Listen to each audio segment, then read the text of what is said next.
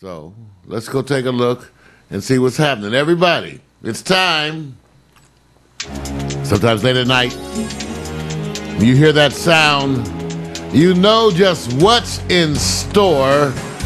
You know it's the good news, the bad news, and the other shit.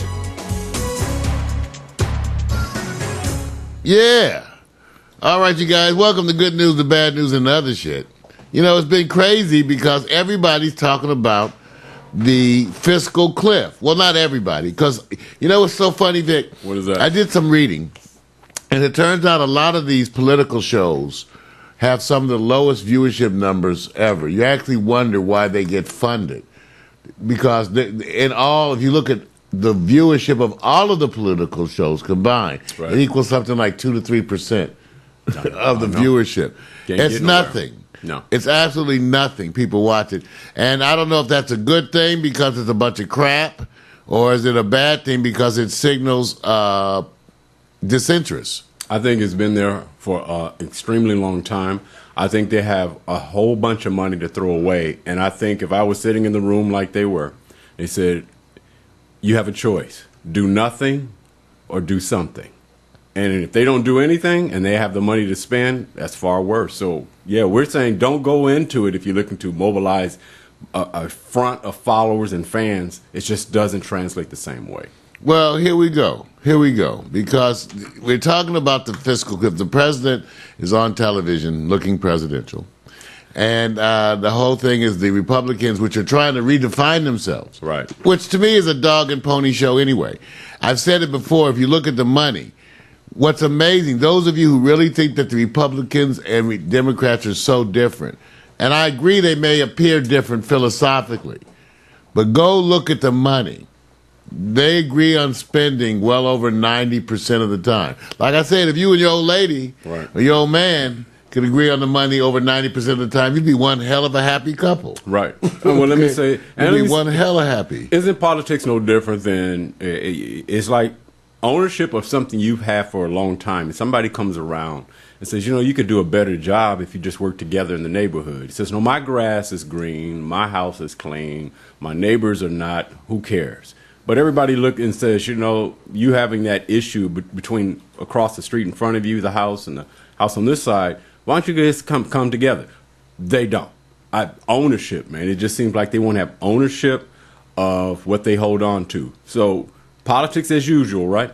The same side stays on the same side.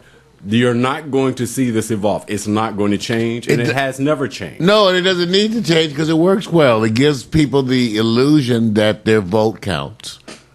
And that's the whole discussion we have. And I'm not saying, well, I vote, and I don't really believe it counts very much. Right. I think your vote gets to control crumbs. Now, that may, remember, in a national way, right, the crumbs that roll off the table to us are actually important. It decides who gets after-school basketball, everything that doesn't add up to almost nothing compared to your defense spending. True. But it affects your life. Right. The teachers' funds, things for schools, all these things that the government, that your voting does affect. Right. But does it affect the fact that we spend over $600 billion a year in defense? No, nor will it. Right. You're not allowed to impact those things.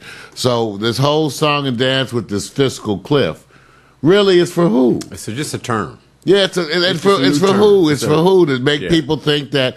I think it's all designed to make it appear as if the government is looking out for you, that the president is actually looking out for you.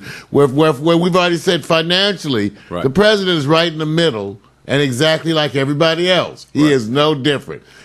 Has not been the whole first term. So we'll see what happens this second term, even though I told you, with a little reading, you could check this yourself. As far as I can tell from my research, there's no president ever who in his second term appeared to change and remarkably become someone different or push different agendas. As far as I can tell, it has never happened in the whole history of the United States. Well, is politics a business?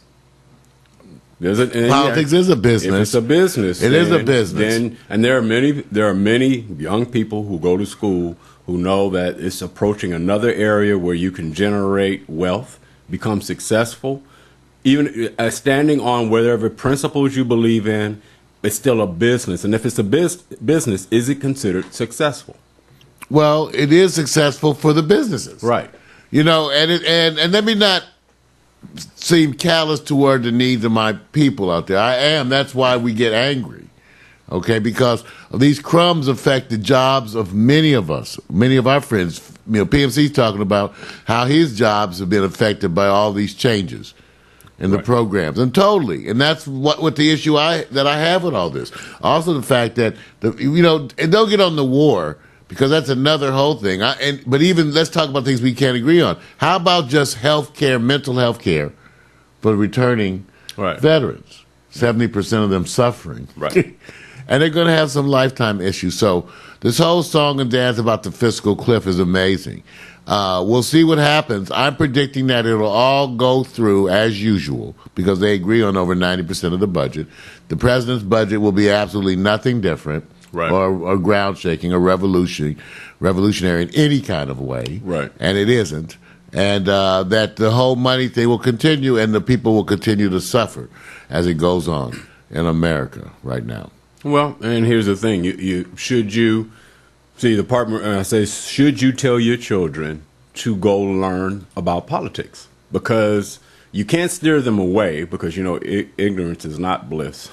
You got to. So, and at the same time, they're not going to really have the same sentiments at a different age than when you had a wealth of community and experience as you mature. And maybe that is, sometimes they say the politics get in the way, but the business has proved to be successful. And I think the part that I've done, because I don't get mad, I think of it as a business, because it's about handling the money, which is the power, which is the money, which is the power, and it keeps going on. It's like infinitesimal.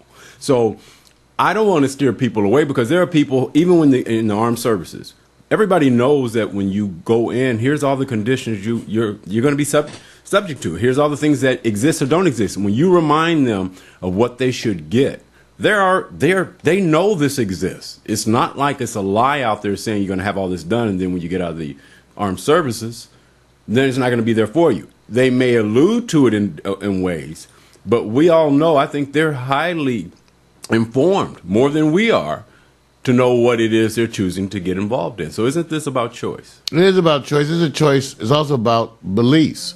Right. African Americans are more likely than any other group to believe in the president, but yet they are the group that is most likely to be adversely affected by his policies. Right. Watch what happens this next 4 years. Right.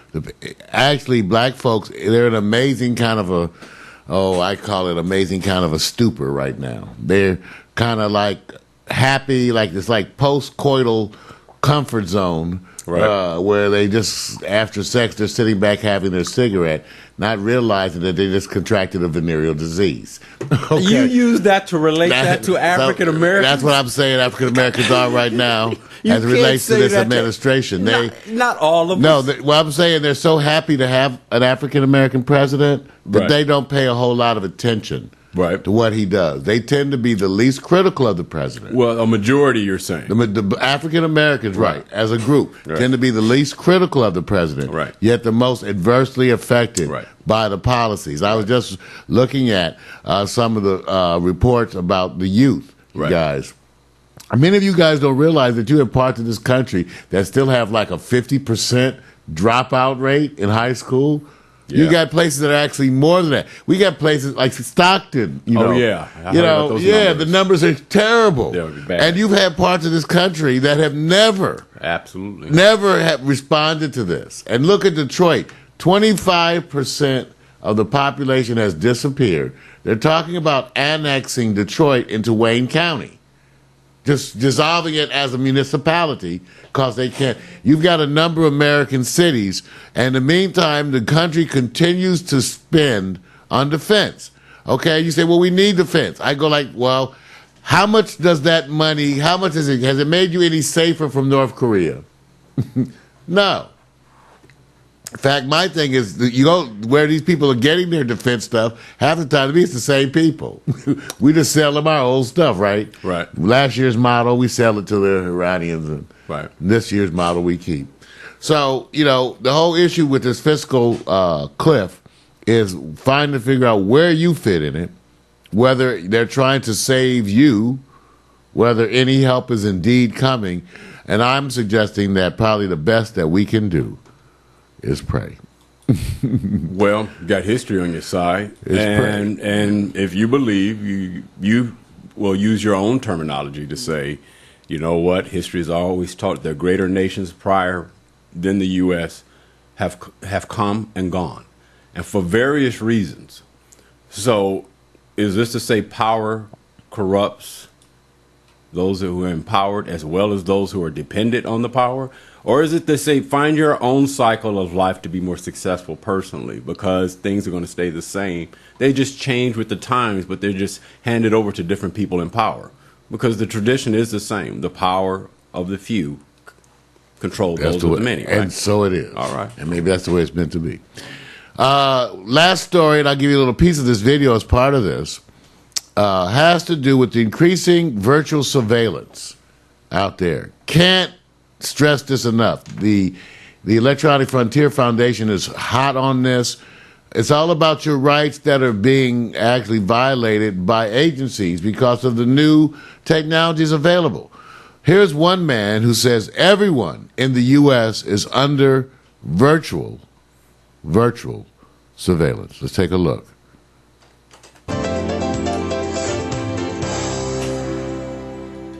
My guest today is William Binney, a whistleblower, former National Security Agency official.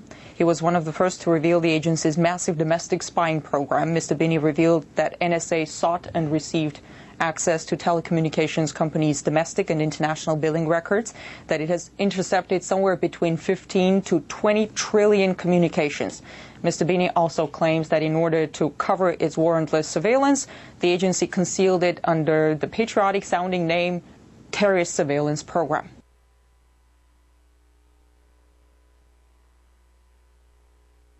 Mr. Binney, thank you so much for coming.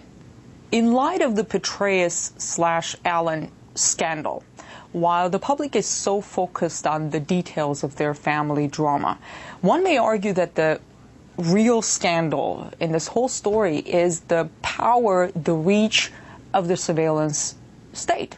I mean, if we take General Allen, thousands of his personal emails have been sifted through private correspondence. I mean, it's not like any of those men was planning an attack on America.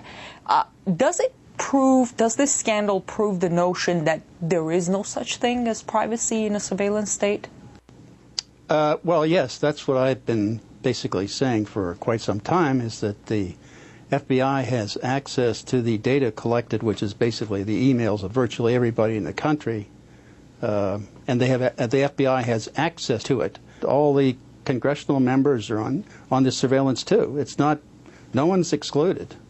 They're all included. So yes, this can happen to anyone if they become a target for whatever reason.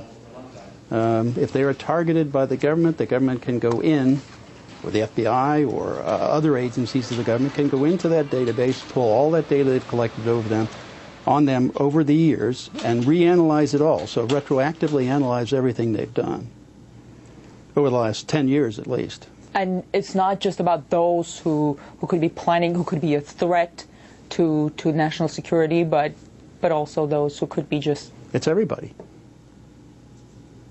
I thought the NARIS device simply takes in the entire line, so it takes all the data.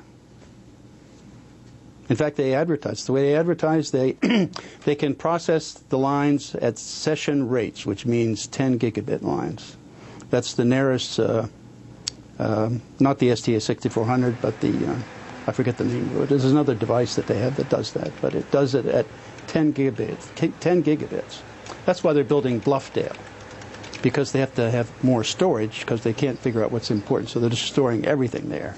So all that email is going to be stored there for the future. But right now it's stored in different places around the country. But it is being collected and FBI has you mean access it's being to it. collected in bulk without even requesting the providers? And then what about Google, releasing this biannual transparency report and saying that the government's demands for personal data is at an all-time high, and for all of those requests in the U.S., Google says they complied with the government's demands 90% of the time, but they're still saying that they're making the requests. It's not like it's all being funneled into that storage. What do you say to that? Well, I would assume that that's just simply another source of the same data they're already collecting. Mark Klein, in his declarations in the court about the AT&T facility in San Francisco, documented the NSA room inside that AT&T facility where they had NARIS devices to collect data off the fiber optic lines inside the United States. So that's kind of a powerful device that would collect everything that was being sent. It could collect on the order of over 100 billion 1,000 character emails a day. One device. So that gives you an idea of the magnitude of the kind of collection that's going on. Well, you're saying they sift through, those are billions of emails. Yep. I wonder, how do they're collecting everything. I mean, is it like foreign nationals first? How do they prioritize? How do they filter it? I don't think first of all, I don't think there's any filtering. They're just going to store it all, okay? So then it's just a matter of selecting it when you want it. So if they wanted to target you, they would take your attributes and go into that database and pull out all your data. That's what I was going to ask. Are they reading my Gmail? I don't know. I should say there is no Afghanistan general in my mailbox. I know. Do you think now that I said that, they will stop looking into my mailbox? I don't think that will make any difference, no. If they had you on the target list, you're on the list. So. Were you on the target list? I'm sure. I believe I've been on it for quite a few years, yeah. So I keep telling them everything I think of them in my email, so that when they read it, they'll understand what I think of them. Wow. Wow. Isn't that amazing, you guys? I wanted you to see this because this whole issue of surveillance is an ongoing thing. EFF, the Electronic Frontier Foundation, of which I am a card-carrying member, they've been stressing us. Take a look. EFF, you guys, EFF.org.